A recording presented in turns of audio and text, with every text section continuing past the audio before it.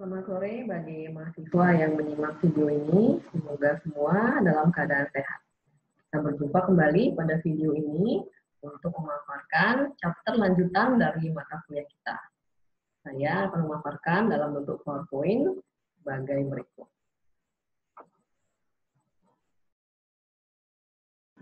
Pada video ini kita akan membahas mengenai merancang dan mengelola jasa atau layanan. Pada video ini kita akan membahas beberapa topik. Yang pertama adalah bagaimana kita mendefinisikan jasa dan bagaimana jasa berbeda dari produk fisik. Kemudian topik yang kedua adalah apa saja realitas baru dari jasa. Saat produsen produk merasa semakin sulit untuk mendiferensiasikan produk fisik mereka terhadap tawaran pesaing, mereka kemudian mencoba untuk menambahkan layanan pada produk mereka dan mencoba mendiferensiasikan dirinya melalui layanan tersebut. Jadi banyak perusahaan atau produsen produk yang menemukan profitabilitas yang cukup signifikan saat mereka menambahkan layanan superior. Di antaranya seperti jasa delivery yang tepat waktu, kemudian menjawab pertanyaan secara lebih baik dan lebih cepat, dan menyelesaikan komplain dengan lebih cepat. Jadi ini dilakukan melalui beberapa aplikasi seperti aplikasi chat real time atau phone service yang disediakan oleh perusahaan. Jadi penyedia-penyedia jasa mengetahui hal ini dengan sangat baik dan bagaimana caranya menciptakan pengalaman konsumen yang lebih baik. Bahasan kita yang pertama adalah karakteristik dari jasa. Karakteristik yang pertama adalah intangibility atau tidak berwujud. Jadi tidak seperti produk fisik yang berwujud, jasa tidak dapat dilihat, dirasakan, didengar, atau dicium sebelum jasa ini dibeli oleh konsumen. Contohnya adalah seseorang yang membeli atau melakukan prosedur bedah kosmetik atau bedah plastik tidak dapat melihat hasilnya sebelum mereka membeli paket bedah plastik tersebut. Dan pasien di dokter juga tidak mengetahui bagaimana hasil dari kunjungan mereka ke dokter sebelum mereka mencoba treatment yang diberikan oleh dokter. Jadi karena mereka tidak mengetahui hasilnya sebelum mencoba, tingkat ketidakpastian atau risiko menjadi sangat tinggi.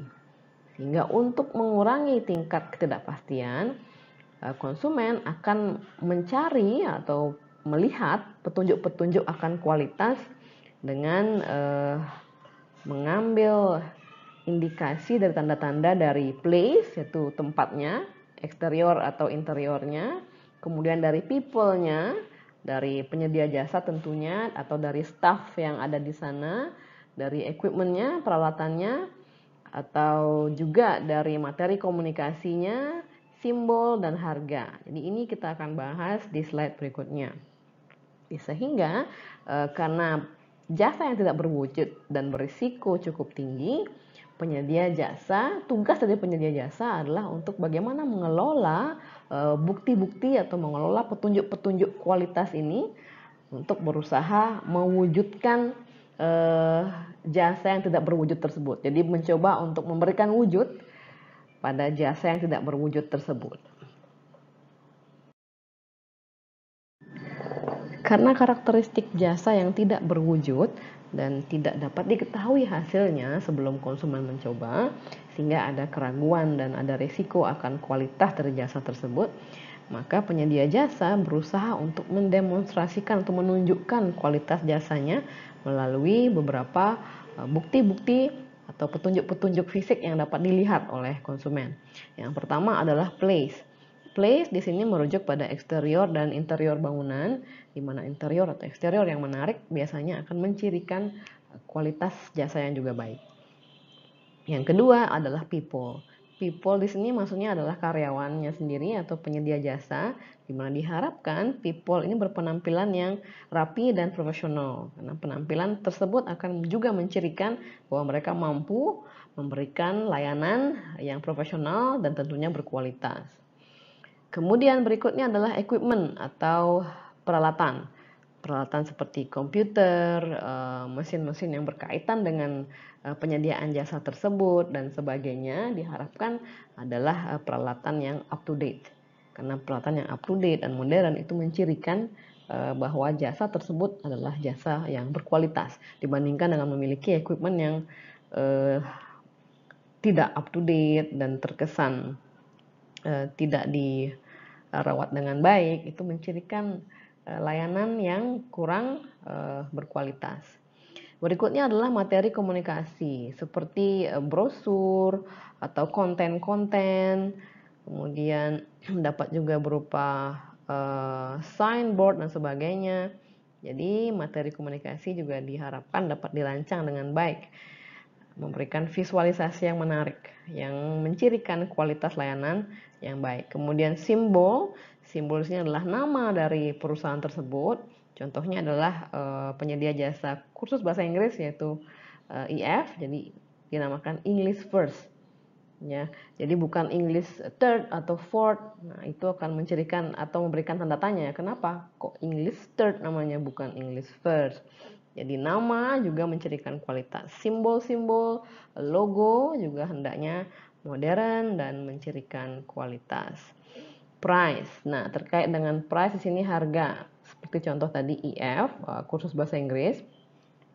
Penetapan harga yang tepat itu justru dapat menarik konsumen. Jadi jika ditetapkan harga yang rendah, justru konsumen akan bertanya-tanya, harga rendah apakah artinya kualitasnya juga rendah?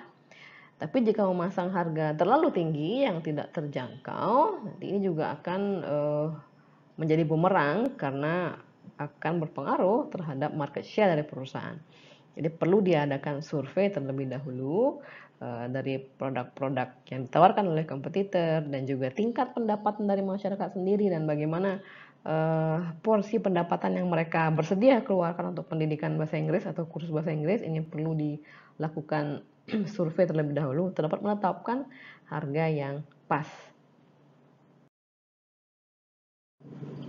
Karakteristik jasa yang kedua adalah inseparability, yaitu tidak dapat dipisahkan dengan penyedia jasanya. Contohnya adalah jasa makeup artist misalnya.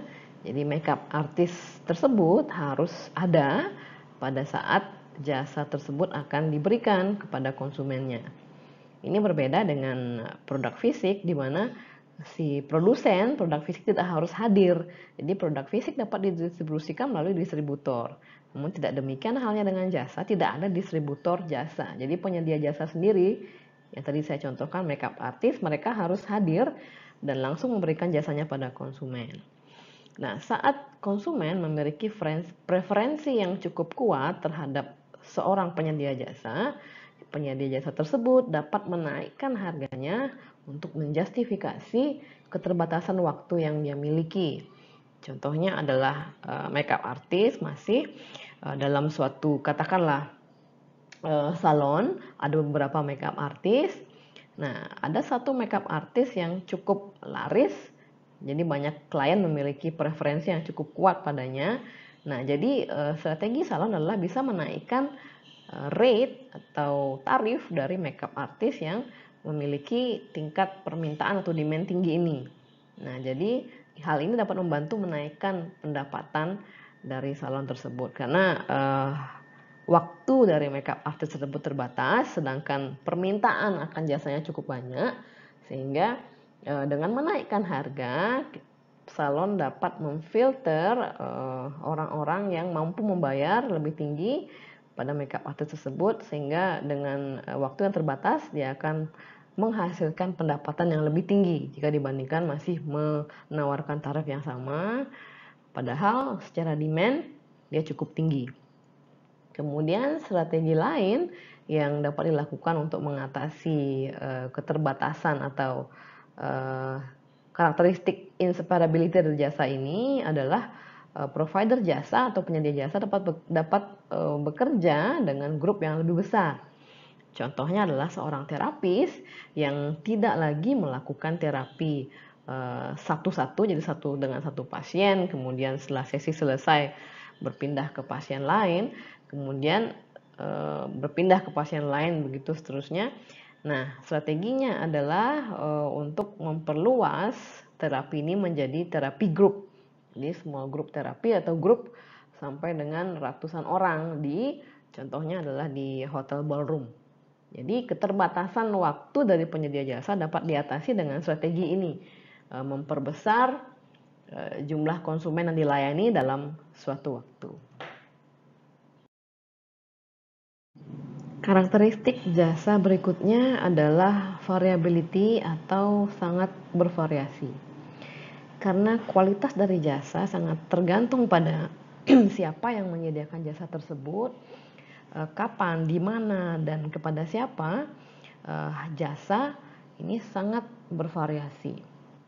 Contohnya adalah dokter ada yang memiliki kemampuan komunikasi yang baik, ada juga dokter yang kurang mampu berkomunikasi. Jadi jasa ini sangat bervariasi, tergantung pada penyedia jasa, tergantung juga kepada siapa jasa tersebut diberikan. Contohnya adalah apabila dokter memberikan treatment pada pasien di mana mengharuskan pasien untuk tetap diam, tidak bergerak. Apabila ada pasien yang tenang, ada juga pasien yang kurang tenang. Jadi hasilnya akan berbeda di antara kedua pasien ini. Jadi ini menceritakan bagaimana tingginya variasi dari suatu jasa, tergantung pada tadi kembali lagi siapa yang menyediakan, kepada siapa disediakan, kapan dan di mana jasa tersebut disediakan. Terdapat 3 langkah bagi penyedia jasa untuk dapat meningkatkan kualitas atau quality control dari jasa tersebut untuk mengurangi variasinya. Yang pertama adalah berinvestasi pada prosedur perekrutan yang baik dan juga pelatihan yang baik. Jadi merekrut karyawan yang tepat dan memberikan mereka training adalah hal yang sangat krusial. Walaupun karyawan tersebut sangat berkompeten atau karyawan yang direkrut adalah karyawan yang kurang kompeten, training menjadi sangat krusial karena training memastikan kesamaan skill dari karyawan tersebut pada akhirnya, sehingga dengan skill yang sama variasi dari jasa dapat ditekan sehingga jasa yang diberikan dapat konsisten atau sama. Jadi karyawan yang di-training dengan baik, mereka mampu memiliki karakteristik seperti competence, courtesy artinya keramahan, reliability yaitu kehandalan, responsif juga keresponsifan karyawan dan juga skill komunikasinya. Langkah kedua untuk dapat meningkatkan kontrol dari kualitas jasa adalah menstandardisasi layanan melalui suatu standar. Jadi contohnya adalah katakanlah di sebuah hotel, jadi mereka menstandardisasi layanan yang mereka berikan. Ini hampir di semua hotel itu standar. Jadi saat tamu tiba, kemudian barang bawaan mereka akan diambil oleh bellboy, kemudian mereka diarahkan ke lobi untuk check-in, kemudian setelah check-in diantarkan ke kamar, mereka menerima tas mereka dan kemudian diberikan penjelasan mengenai amenities di kamar tersebut, bathroom di mana, kemudian fasilitas-fasilitas lainnya seperti coffee maker dan sebagainya. Jadi dengan SOP ini diharapkan jasa yang diberikan itu adalah sama bagi semua tamu sehingga hal ini menghindari adanya komplain. Kemudian langkah berikutnya adalah memonitor kepuasan konsumen. Jadi ini dapat dilakukan melalui sistem penampungan komplain misalnya, di mana disediakan juga suatu sistem untuk menampung saran-saran dari konsumen atau pelanggan, kemudian melakukan survei pelanggan secara reguler, atau juga manajemen dapat melakukan comparison shopping, artinya mereka mencoba layanan di hotel lain katakanlah. Ini mereka melakukan comparison atau perbandingan untuk melihat apa yang kurang. Dan comparison shopping ini juga artinya mereka berkunjung ke hotel mereka sendiri. Jadi mereka berkunjung bulan ini, kemudian mereka berkunjung lagi bulan depan untuk melihat apakah ada variasi atau tidak dari jasa layanan hotel yang diberikan. Kalau ada variasi artinya ada masalah, bahwa jasa yang diberikan tidak standar. Nah, jadi ini merupakan cara-cara yang dapat dilakukan untuk memonitor kepuasan konsumen, dan feedback ini kemudian menjadi landasan untuk perbaikan-perbaikan sehingga mampu meningkatkan kualitas dari jasa tersebut. Karakteristik jasa berikutnya adalah perishability atau tidak dapat disimpan. Karena jasa tidak dapat disimpan, hal ini dapat memunculkan permasalahan ketika permintaan berfluktuasi.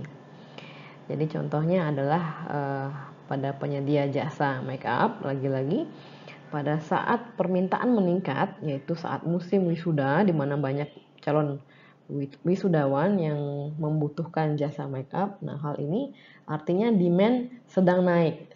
Tapi secara kapasitas atau artinya makeup artis yang dimiliki oleh salon adalah tetap, sehingga salon akan kesulitan untuk dapat melayani tambahan dari konsumen tersebut, tambahan demand. Kemudian contohnya adalah transportasi publik, itu perlu memiliki lebih banyak armada untuk melayani penumpang pada saat-saat rush hour atau jam-jam sibuk. Nah, beberapa strategi dapat dilakukan untuk dapat menyeimbangkan antara tingkat permintaan dan penawaran dari jasa. Langkah untuk mengatur demand atau permintaan agar tidak terlalu berfluktuasi atau tidak terlalu membludak, yang pertama adalah memberikan differential pricing atau penetapan harga yang berbeda-beda. Jadi strategi ini akan dapat memindahkan permintaan dari masa-masa di mana permintaan tinggi akan dipindahkan ke masa-masa di mana permintaan rendah. Contohnya adalah bagaimana bioskop menetapkan harga yang diskon atau harga rendah bagi film-film yang tayang pada siang hari. Jadi seperti kita ketahui bahwa lebih banyak konsumen memilih untuk menonton bioskop pada sore atau malam hari. Nah, dengan memberikan diskon pada film yang tayang siang hari, ini adalah suatu langkah untuk mencoba memindahkan konsumen yang awalnya menonton sore beberapa menjadi pindah siang, sehingga tidak terjadi penumpukan konsumen pada jam-jam sore atau malam tersebut. Sehingga secara kapasitas bioskop ini dapat mereka secara kapasitas dapat terpenuhi, kapasitas siang, sore, dan malam itu jumlah penontonnya dapat terpenuhi dengan baik, tidak membludak hanya di sore saja. Kemudian contohnya adalah penyewaan mobil yang memberikan diskon pada hari-hari yang tidak sibuk. Kemudian cara yang kedua adalah dengan menciptakan atau mendorong permintaan pada jam-jam yang tidak sibuk. Contohnya adalah bagaimana McDonald's mereka memperkenalkan breakfast service. Ini ada menu-menu breakfast yang disediakan oleh McDonald's sampai dengan jam 11. Jadi ini untuk mengurangi penumpukan konsumen pada jam-jam makan siang seperti itu, sehingga mereka dapat berpindah untuk mengambil menu-menu breakfast yang dapat mereka konsumsi nanti pada saat siang hari. Contohnya, atau hotel contohnya juga mempromosikan mini vacations pada weekdays. Weekdays artinya dari Senin sampai dengan Jumat, untuk mengurangi penumpukan tamu pada weekend, sehingga kapasitas mereka terpakai semua. Jadi tidak ada istilahnya staf yang menganggur pada weekdays. Kemudian cara yang ketiga adalah menyediakan jasa komplementer atau layanan komplementer. Contohnya adalah bagaimana restoran menambahkan cocktail lounge untuk para konsumennya yang hanya mengkonsumsi minuman saja, sehingga tidak menumpuk di area makan. Contoh lain adalah bagaimana bank menyediakan ATM ini untuk mengurangi penumpukan konsumen di teller. Konsumen-konsumen yang hanya melakukan penyetoran atau penarikan dapat diarahkan ke ATM sehingga tidak ada penumpukan demand atau permintaan di teller. Cara berikutnya adalah dengan menerapkan sistem reservasi. Jadi sistem reservasi ini bertujuan untuk mengelola level permintaan agar mereka tetap stabil, tidak menumpuk. Saat ini sudah banyak dokter yang melakukan sistem appointment atau reservasi sehingga jumlah pasien dapat diatur, tidak ada penumpukan pada hari atau jam tertentu. Bayangkan jika tidak melakukan sistem reservasi, pasien akan sangat menumpuk pada hari-hari tertentu atau jam-jam tertentu. Sehingga hal ini selain menimbulkan kesulitan pada dokter atau penyedia jasa sendiri, tapi juga menimbulkan ketidakpuasan pada konsumen. Kemudian industri lain yang menggunakan sistem reservasi adalah airlines contohnya, dan juga hotel, sehingga konsumen dapat melakukan reservasi di airline atau hotel, dan ini mengurangi terjadinya penumpukan demand pada industri tersebut. Berikutnya adalah bagaimana menyeimbangkan penawaran dengan fluktuasi dari permintaan. Cara yang pertama adalah dengan meng-hiring atau merekrut karyawan part-time pada saat permintaan sedang tinggi. Contohnya adalah bagaimana kampus atau kursus mereka menambahkan guru-guru part-time pada saat musim di mana murid-murid bertambah banyak. Biasanya di saat liburan-liburan sekolah di mana jumlah murid kursus meningkat. Jadi di sini kursus atau sekolah dapat merekrut guru-guru part-time untuk dapat mengajar di kelas-kelas tambahan pada saat musim liburan sekolah tersebut. Kemudian juga meng-hiring, contohnya adalah meng-hiring karyawan tambahan di supermarket misalnya pada periode-periode hari libur di mana konsumen meningkat pada hari-hari tersebut. Kemudian berikutnya adalah peak time efficiency routines atau rutinitas pada waktu-waktu sibuk. Contohnya adalah di rumah sakit di mana para medis ini membantu dokter selama masa-masa yang sibuk. Jadi intinya adalah staf-staf yang tidak terlalu sibuk pada saat demand sedang naik, mereka diperbantukan untuk membantu bagian-bagian yang sibuk. Kemudian langkah ketiga adalah bagaimana kita mendorong konsumen untuk ikut berpartisipasi sehingga ini dapat mengurangi beban kerja dari penyedia jasa. Contohnya adalah bagaimana pasien diminta untuk mengisi sendiri medical record mereka saat ingin memeriksakan diri ke dokter atau rumah sakit. Contohnya juga yang lain adalah pada saat kita vaksin, kita mengisi sendiri medical record kita dibandingkan dengan para staf vaksin menginterview kita untuk medical record. Jadi kita sendiri yang mengisi sehingga ini dapat menghemat waktu dari para penyedia jasa. Contoh lain adalah bagaimana konsumen didorong untuk memasukkan sendiri barang-barang mereka ke dalam tas belanjaan mereka di supermarket. Atau bagaimana juga konsumen di restoran fast food, mereka didorong untuk membuang sendiri sisa makanan atau pelatan makan mereka di tempat sampah. Jadi tidak ditinggalkan begitu saja di atas meja. Jadi ini merupakan bagaimana cara kita mendorong konsumen untuk ikut berpartisipasi sehingga mampu mengurangi beban kerja dari penyedia jasa terutama di jam-jam yang sibuk. Kemudian cara berikutnya adalah menyediakan fasilitas untuk mendukung ekspansi di masa depan. Jadi ini merupakan suatu investasi, berinvestasi pada fasilitas untuk di masa depan. Contohnya adalah taman hiburan, jadi mereka membeli lahan di sekitar mereka untuk pembangunan nanti pada saat permintaan sudah semakin tinggi, atau bagaimana hotel juga menyiapkan wings tambahan, mungkin wings di sebelah barat atau wings di sebelah timur, katakanlah seperti itu, untuk kemudian nanti bisa dibuka pada saat permintaan sedang tinggi. Jadi memang sangat wajar di hotel mereka menyediakan wings yang hanya akan dibuka pada saat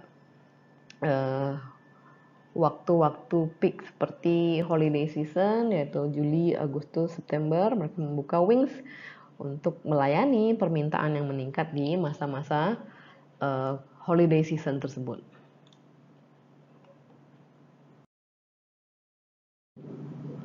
Bahasan berikutnya adalah realitas baru pada industri jasa. Yang pertama adalah customer empowerment atau kekuatan pelanggan yang lebih besar dibandingkan sebelumnya. Jadi internet telah memberikan kekuatan pada konsumen untuk mereka dapat mencurahkan kemarahan atau perasaan mereka mengenai layanan yang buruk yang telah mereka dapatkan, atau melalui internet mereka juga dapat memberikan penghargaan pada layanan baik yang mereka peroleh. Ini mereka dapat mengirimkan atau menyuarakan komen mereka ke seluruh dunia hanya melalui satu mouse click. Jadi walaupun seseorang memiliki pengalaman atau pengalaman yang baik terhadap suatu layanan, mereka memang cenderung untuk membicarakannya dengan teman-temannya. Tapi seseorang yang memiliki pengalaman buruk dengan suatu jasa atau layanan, mereka cenderung akan berbicara ke lebih banyak orang.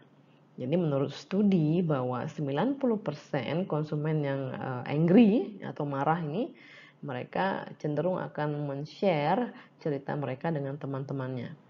Nah, tapi sekarang mereka tidak hanya menceritakan pengalaman buruk mereka kepada teman-temannya, tapi juga kepada orang asing. Contohnya melalui di luar ada planetfeedback.com atau juga di TripAdvisor dan di beberapa situs-situs review yang terkenal. Di e-marketplace pun juga ada suatu tempat di mana konsumen dapat memberikan review mereka terhadap produk yang mereka terima. Nah, jadi ini merupakan suatu tantangan bagi produsen jasa bagaimana menanggapi konsumen yang tidak puas dan mereka menuliskan ketidakpuasan mereka di internet yang dapat disimak oleh banyak orang. Jadi contoh perusahaan yang merespon dengan cepat adalah Comcast. Jadi apa yang mereka lakukan adalah mereka membuka kontak 24/7 melalui telepon atau melalui e-chat. Mereka juga menghubungi konsumen secara aktif, konsumen yang menulis komplain, mereka hubungi secara langsung. Mereka juga memonitor blog, website, media sosial, mereka monitor apabila di-mention perusahaan mereka dan terdapat mention yang berkaitan dengan komplain atau review negatif. Jadi apabila karyawan mereka melihat suatu masalah atau komplain pada blog, media sosial, mereka langsung get in touch atau menghubungi orang tersebut dan menawarkan bantuan. Ada juga email response yang otomatis, ya. Jadi dapat dilakukan dengan yang pertama adalah mengirimkan reply automated. Jadi ada reply otomatis untuk memberitahu konsumen kapan jawaban lengkap dan respon lengkap akan diberikan pada konsumen tersebut. Yang idealnya adalah dalam 24 jam.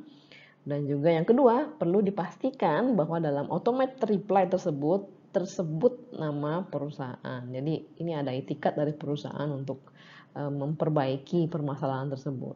Yang ketiga, juga agar pesan tersebut cukup ringkas dan mudah bagi konsumen untuk menemukan informasi-informasi yang relevan terkait dengan komplain mereka. Dan yang terakhir adalah memberikan konsumen suatu link atau berbagai kontak yang dapat mereka hubungi jika terdapat pertanyaan-pertanyaan follow up lebih lanjut. Realitas berikutnya adalah co-production oleh konsumen. Realitasnya adalah konsumen tidak hanya membeli dan menggunakan suatu jasa, tapi mereka juga memainkan peran yang aktif dalam produksi atau penyampaian jasa tersebut. Jadi tindakan mereka akan mempengaruhi kualitas dari jasa dan keseluruhan pengalaman mereka mengkonsumsi jasa tersebut. Tindakan mereka juga akan mempengaruhi produktivitas dari karyawan. Contohnya adalah seperti yang saya ungkapkan sebelumnya, di mana di suatu rumah sakit, suatu treatment yang mengharuskan pasien untuk duduk diam saat menerima treatment. Jadi pasien yang tidak bisa tenang akan mempengaruhi hasil dari treatment tersebut. Nah, ini adalah contoh bagaimana tindakan dari konsumen akan mempengaruhi kualitas dari jasa yang mereka terima. Contoh lain adalah peserta didik dari suatu lembaga pendidikan. Apabila peserta didik yang memiliki sikap yang tekun, serius, dan rajin, akan memperoleh pengalaman yang berbeda dibandingkan dengan peserta didik dengan sikap sebaliknya. Jadi hal ini mempengaruhi kualitas pendidikan yang mereka terima.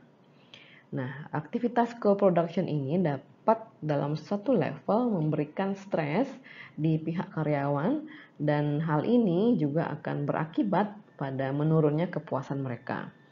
Dan hal ini disebabkan terutama karena adanya perbedaan kebudayaan atau perbedaan budaya antara konsumen dengan karyawan.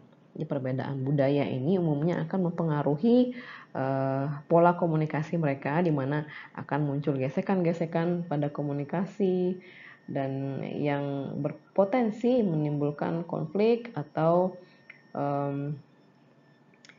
kesalahpahaman di antara konsumen dan karyawan. Jadi, satu studi mengestimasikan bahwa sepertiga dari permasalahan pada layanan itu disebabkan oleh konsumen sendiri. Kemudian terjadinya perkembangan penggunaan dari teknologi self-service, teknologi yang memungkinkan konsumen untuk melakukan hal-hal yang dulunya dilakukan oleh karyawan, jadi mereka melakukan sendiri saat ini. Jadi adanya self-service teknologi ini akan dapat berpotensi meningkatkan jumlah permasalahan yang muncul pada kualitas layanan yang diakibatkan oleh konsumen. Contoh self-service teknologi adalah contohnya penggunaan bagaimana konsumen makan di restoran, mereka dapat membayar sendiri melalui barcode. Nah, penggunaan teknologi seperti ini apabila konsumen kurang paham, mereka dapat salah menggunakannya, jadi terjadi kesalahan-kesalahan. Nah, ini memunculkan komplain dari mereka.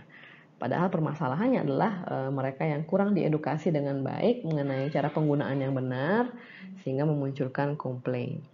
Jadi bagaimana cara mengurangi konflik dalam hal co-production ini? Yang pertama adalah meredesain kembali alur atau proses dari penyampaian jasa dan mendefinisikan dengan jelas bagaimana peran konsumen untuk dapat meningkatkan kualitas layanan. Sehingga sebelum menerima jasa, konsumen perlu diberikan briefing yang singkat mengenai apa yang harus atau perlu mereka lakukan agar mereka menerima layanan yang baik.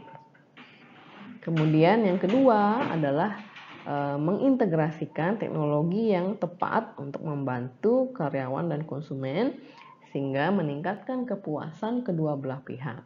Teknologi ini contohnya adalah sebetulnya teknologi yang tadi saya sebutkan, yaitu konsumen dapat membayar sendiri tagihan billing mereka di meja saat selesai makan di restoran. Justru itu adalah teknologi yang tepat yang mampu meningkatkan kepuasan keduanya, karena karyawan tidak perlu kemudian jadi hal ini tidak menambah beban kerja karyawan untuk menulis bill, kemudian mengantarkan ke meja konsumen, menunggu konsumen untuk melakukan pembayaran. Jadi ini menghemat beban kerja dari karyawan. Di sisi lain, di sisi konsumen juga tidak perlu memanggil karyawan untuk mencari bill atau menunggu lama untuk billing datang. Jadi mereka simply hanya menggunakan barcode dan melakukan pembayaran. Tapi di sini juga pentingnya mengedukasi karyawan dan konsumen bagaimana cara menggunakan teknologi tersebut secara tepat sehingga tidak memunculkan permasalahan yang kemudian berimbas pada munculnya komplain. Realitas berikutnya adalah perlunya memuaskan karyawan selain juga memuaskan pelanggan. Karena pentingnya sikap positif dari karyawan untuk dapat meningkatkan kepuasan dari pelanggan, jadi penyedia jasa perlu untuk merekrut karyawan-karyawan terbaik yang mereka dapat temukan. Jadi penyedia jasa ini perlu menawarkan suatu karir kepada karyawannya dibandingkan hanya dengan memberikan pekerjaan saja. Jadi dengan adanya karir dan pengembangan karir, diharapkan karyawan dapat lebih termotivasi untuk melakukan pekerjaan dengan lebih baik sehingga mampu memuaskan pelanggannya. Penyedia jasa juga perlu merancang program training yang baik, kemudian memberikan support dan memberikan reward atau penghargaan pada karyawan yang memberikan kinerja yang baik. Jadi perusahaan dapat menggunakan internal newsletter, reminder harian seperti dalam bentuk poster atau banner yang dipasang di dalam kantor dan juga mengadakan rapat-rapat secara rutin untuk semakin menguatkan sikap-sikap customer center atau sikap yang melayani konsumen di benak karyawannya. Dan akhirnya perusahaan juga perlu untuk secara kontinu atau reguler mengaudit tingkat kepuasan dari karyawannya. Sehingga jika ada diskrepansi dari harapan, ini bisa diperbaiki dengan program-program yang sudah direncanakan sebelumnya. Demikian paparan saya pada chapter ini. Semoga dapat dipahami dengan baik dan diterima dengan baik. Kita berjumpa kembali di video berikutnya. Terima kasih atas atensinya dan selamat sore.